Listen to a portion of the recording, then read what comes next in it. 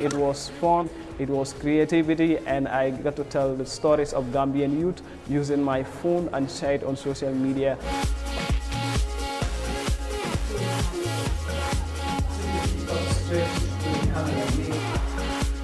The most exciting thing about this workshop is being able to film with your mobile phone and edit it with the mobile phone itself.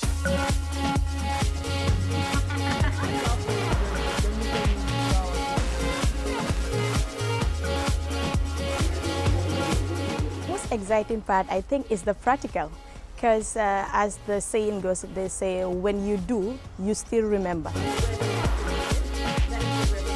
As a filmmaker, I might meet myself in any situation without having a camera or a set of tools to do my work, but having my phone in my pocket can really help me get a story out of that situation at that moment.